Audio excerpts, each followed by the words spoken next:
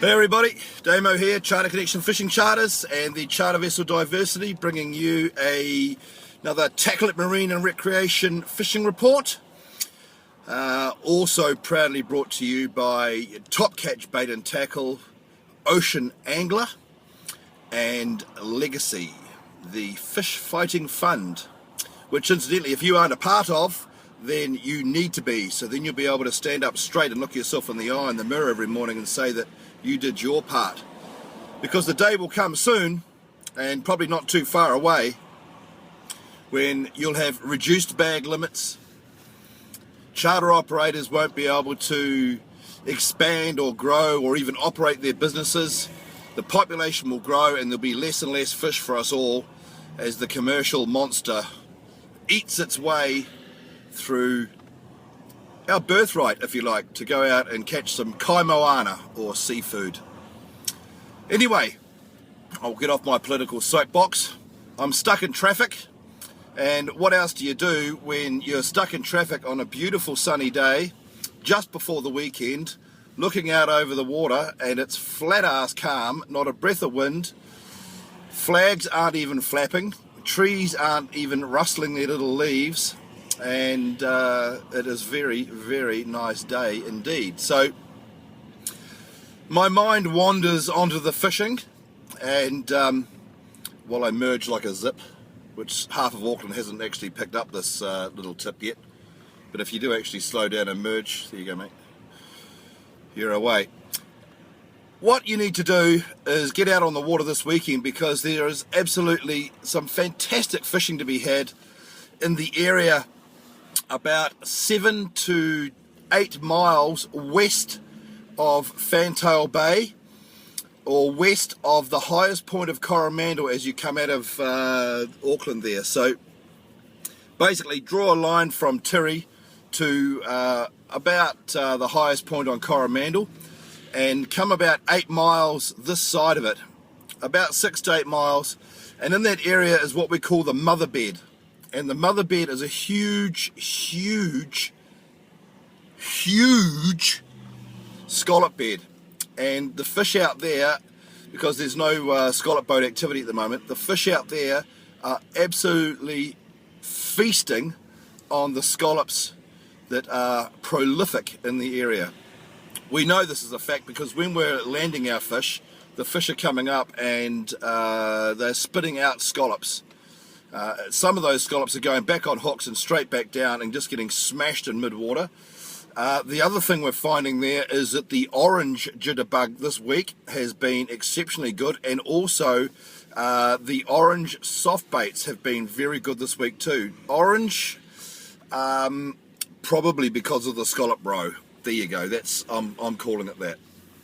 The fish are still rowed up, the water temperature is still very warm, so there's a possibility that they'll still be spawning as well. So the bites might be short, and what we're finding at the moment is that when they come on the bite, and we're on the drift of course, so when they come on the bite, they come on strong, and it's fast and absolutely furious for a short period of time, say up to an hour, and then it peters out and you have to move off and find some more, or move down tide, up tide, and go from there.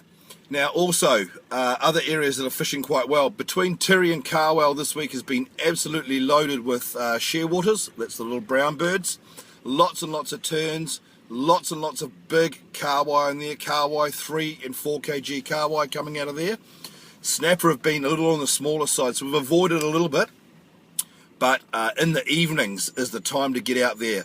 Go north of Tiri about 2.5 to 3 miles, get out in about 40-42 metres, stay out of the telecom cable area, but get out to about 40-42 metres, even 38 the other night was pretty good, and there is a poultice of fish there in the evenings. Now, my old Maori mate Baz told me that in the old days he swore that the snapper would follow the carwai schools around, and even the big carwai, they wouldn't necessarily eat the carwai, but they would eat their excretia, if you like. The snapper were following the schools of carwai around and eating their poos. Now, I don't know whether Baz is onto it or not, but certainly fishing under those Kahawai schools in the evenings and in the bays like Wangapara Bay, possibly places like Omaha as well, probably a little shallower in there. It's certainly going very well, so keep that in mind. Also, there has been a poultice of birds in between Tiri and the East Coast Bays, down that part of the coast there. Again, a lot of kahawais. The smaller kahawais seem to be inshore, the fingerlings I call them, and they're about the size of the palm of your hand, maybe a little bigger, and these make excellent live baits for heading out wide or getting in around some of the rocky coastline and live baiting for your kingfish. Snapper will also eat them, and the sharks that are plentiful in the Gulf too will also eat them. Other areas that have been fishing quite good, Tiri to the Noisies through the old top of the shipping lane there along the edge of the harbour limits line. That's been going very well. Pilchard and squid baits in there, or if you're on the drift, try the lighter jitterbugs. We've been using those in 40 or 60 gram on about 15-pound braid. So very light, and also use a very light leader. Drop right down to a 20-pound leader.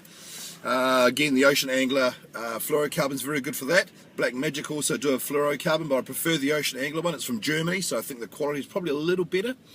It's also very tough, this fluorocarbon. It's magic stuff, and of course invisible in the water. So make sure when you're using that you put on a couple of rod lengths of leader. That way you'll disguise your knot away from your fish and be able to leader a fish close to the boat without having to high stick a rod or anything like that as well. Coming up, we have some dedicated trips for those that are yet to use jitterbugs or want to learn more about them or just enjoy fishing with them. We're matching up a Shimano Tyne-Ross 8 with some awesome 15-pound rainbow braid on a Ocean Angler Nanoflex rod. These are designed for fishing with jitterbugs, and these are all part of the package. So for about $160, I think it is, you jump on board for the date. Limited numbers. Use all our gear, use all our jitterbugs, use all our soft baits, and we'll show you how to do it. Those dates will be released pretty soon, and some of those trips will be filmed and also used for editorial work in fishing magazines, publications, websites, and generally bandied all around the place to promote this awesome style of fishing. Now, the other thing, the boat show is coming up, and Tackle It's going to have some pretty good deals there. You'll need to catch them on the Top Catch stand. It'll be one of the biggest stands there at the boat show.